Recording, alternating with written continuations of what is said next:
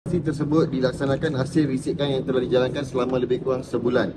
Hasil pemeriksaan awal di lokasi mendapati kegiatan penyelewengan barang kawalan bersubsidi sedang berlaku di stor tersebut. Modus operandi ialah kes dikenal pasti lokasi berkenaan dipercayai dijadikan tempat pemindaan cecair minyak diesel dari sebuah lori tangki ke sebuah lori tangki lain. Pemeriksaan lanjut mendapati permis tersebut gagal mengemukakan dokumen berkaitan lesen atau permit untuk memiliki dan menguruskan barang kawalan berjadual seperti yang diwajibkan di bawah undang-undang.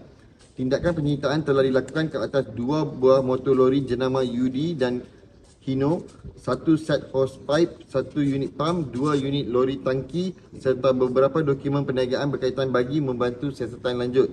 Turut ditemui cecair yang disyaki minyak diesel berjumlah anggaran 21,190 liter, menjadikan nilai rampasan keseluruhan dianggarkan sebanyak RM327,963.80. Selain itu, 2 lelaki warga negara asing berbangsa India masing-masing berusia lingkungan 20-an yang berada di lokasi telah ditahan bagi membantu siasatan lanjut.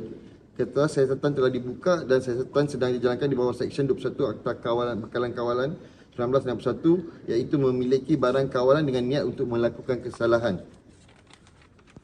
KPDN menegaskan bahawa pihak kementerian akan terus mempergiat pemantauan dan penguasaan bagi memastikan tiada pihak yang mengambil kesempatan menyeleweng barang kawalan bersubsidi yang sepatutnya dinikmati oleh rakyat.